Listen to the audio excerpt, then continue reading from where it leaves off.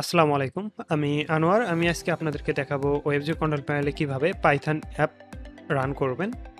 তো অন্যান্য কন্ট্রোল প্যানেলের থেকে পাইথন ওয়েবজো কন্ট্রোল প্যানেল রান করা খুবই সহজ। আর এখানে এই কন্ট্রোল প্যানেলে এই পাইথন অ্যাপটা খুব লাইট ওয়েটলি চলে, অর্থাৎ কম রিসোর্সে খুব ভালোভাবে চলে।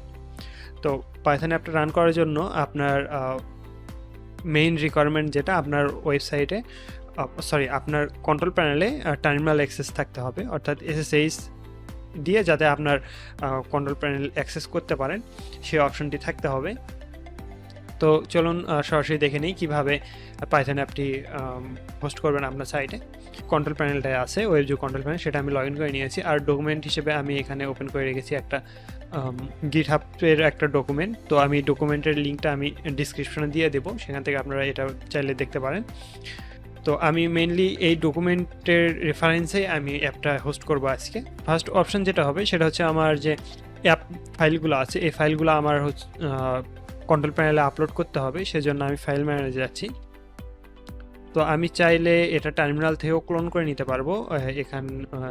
যারা আপনারা গিটহাব ইউজ করেন তো সেটা ভালো বুঝতে পারবেন যে এখান থেকে সরাসরি আপনার কন্ট্রোল প্যানেলেও ক্লোন করে নেওয়া যাবে। তো আমি নর্মালি অ্যাজ ইউজুয়াল সবাই যাতে বুঝতে পারে সেই জন্য আমি এটা করতেছি। তো এখান থেকে নর্মালি আপনি যদি কোড অপশনে যান, এখান থেকে ডাউনলোড জিপ নামে একটা অপশন পাবেন। তো আমি ফাইলটা ডাউনলোড করে নিচ্ছি। ওকে, আমার ফাইল ডাউনলোড কমপ্লিট হয়ে গেছে। তো এখন আমি আমার হোস্টিংয়ের কন্ট্রোল প্যানেলে গেলাম। এরপর আমি ফাইলটা আপলোড করব হচ্ছে পাবলিক HTML এর ভিতরে। তো ফাইলটা আমার আপলোড হয়ে গেছে, তো এটাকে আমি এখন এক্সট্রাক্ট করে নিব।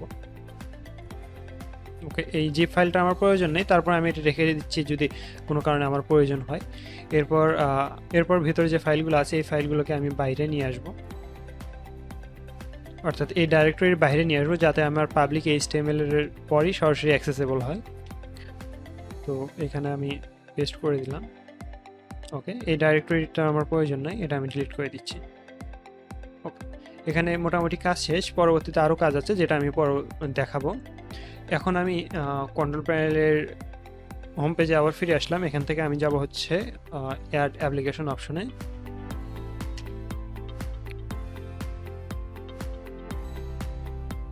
এখান থেকে আপনারা দুইটা অপশন দেখতে পাবেন, একটা প্যাসেঞ্জার, একটা হচ্ছে সেলফ ম্যানেজমেন্ট। তো পাইথন অ্যাপ যেটা, এটা আমি হচ্ছে সেলফ ম্যানেজমেন্টেই রান করব। তো এখানে আমি যেটা এই গিটহাবের যে ডকুমেন্টটা আছে এখানে যেভাবে দেওয়া আছে যে এখানে আমার এই তথ্যগুলো দিয়ে আমার এই ফর্মটা ফিল করতে হবে। তো আমি সেই অনুযায়ী করে নিচ্ছি। আমার এই লোকেশনটা হবে, এটা হচ্ছে আমার কন্ট্রোল ইউজার নেম। এরপর যাবে হচ্ছে পাবলিক HTML এর ভিতরে, যেরকম দেখেন কন্ট্রোল প্যানেলে আসার পর পাবলিক HTML যেটা, এটাতে আমার ফাইলগুলো আছে।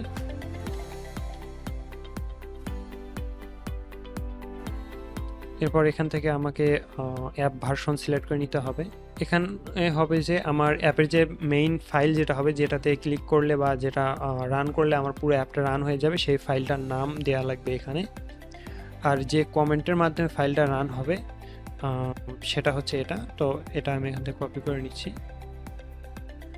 তো এখানে আমি প্রোডাকশনে দিয়ে দেবো, কারণ আমি যেহেতু ডেভেলপমেন্ট ইউজ করতেছি না, তো প্রোডাকশনে দেবো। এখানে দেবো হচ্ছে স্টপ। এখানে এই যে পোর্ট নাম্বার যেটা, এই পোর্ট নাম্বারটা আমার পরবর্তীতে দরকার হবে, তো আমি পোর্ট নাম্বারটা কপি করে রেখে দিচ্ছি। যদিও এই পোর্ট নাম্বারটা আমরা হচ্ছে লিস্ট অ্যাপ্লিকেশন যে অপশনটা আছে এখান থেকে পেয়ে যাবো। এখানে পোর্ট নাম্বারটা এখানেও দেখাচ্ছে। তো এখন যদি আমরা অ্যাপটা রান করতে যাই, তো এটা কিন্তু এখন রান হবে না। দেখুন এটা স্ট্যাটাস অফ দেখাচ্ছে, তো এটা রান হবে না। এরপর আরও কিছু কাজ বাকি আছে, আমরা এখন সেগুলো করব। ফাইল ম্যানেজার থেকে আমার যে মেইন ফাইল যেটা manage.py নামে যে ফাইলটা ছিল, যেটা অর্থাৎ স্টার্টআপ ফাইল যেটা, এটাকে আমার এডিট করতে হবে।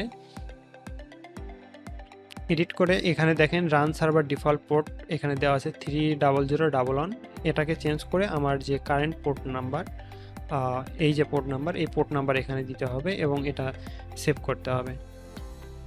এখানে আরও একটু চেঞ্জ করতে হবে, সেটা হচ্ছে সেটিংসের ভিতরে। এটা পাবেন আপনি মাই প্রজেক্টের ভিতরে গিয়ে সেটিংস অপশনে পাবেন।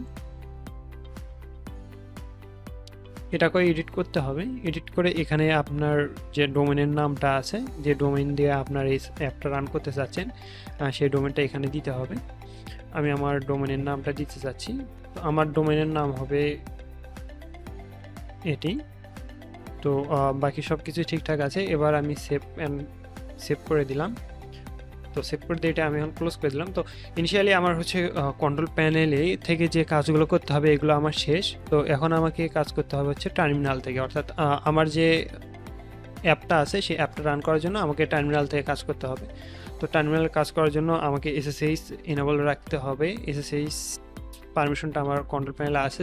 এসএসএইচ এর জন্য যেটা করতে হবে সেটা হচ্ছে এসএসএইচ লিখবেন, এরপর আপনার হচ্ছে কন্ট্রোল প্যানেলে যে ইউজার নেমটা আছে সেই ইউজার নেমটা দিবেন, এরপর @ দিয়ে আপনার যে সার্ভার আছে সার্ভারের হোস্ট নেম সেই হোস্ট নেমটি দিতে হবে, এরপর স্পেস দিয়ে -p যদি আলাদা কোনো পোর্ট ইউজ করা হয় এই ওয়েব সার্ভার মানে সার্ভারে সেইটা দিতে হবে। আমি পোর্ট নাম্বারটা দিয়ে দিলাম।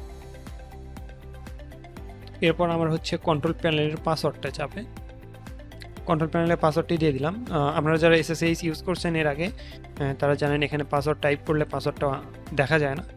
তো আমি অলরেডি পাসওয়ার্ড এখানে পেস্ট করে দিয়েছি। তো এখন আমি ট্রাই করব কানেকশন নেওয়ার জন্য। তো আমার এটা অলরেডি কানেক্ট হয়ে গেছে।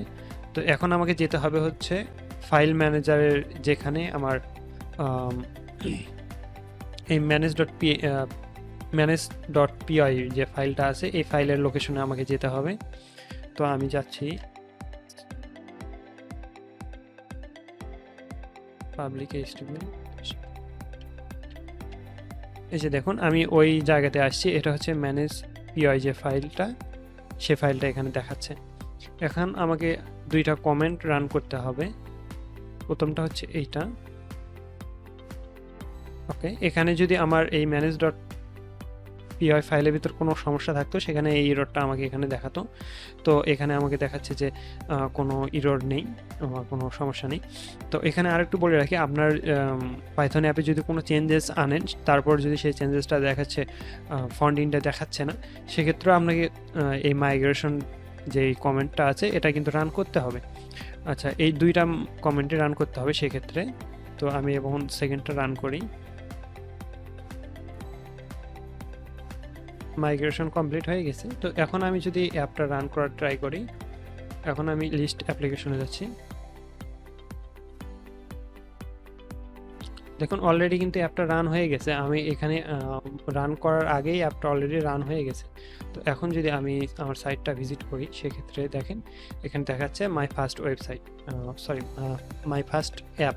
আর এভাবে আপনারা খুব সহজেই পাইথন অ্যাপ রান করতে পারবেন ওয়েবজো কন্ট্রোল প্যানেলে। ধন্যবাদ এতক্ষণ আমার সঙ্গে থাকার জন্য। আসসালামু আলাইকুম।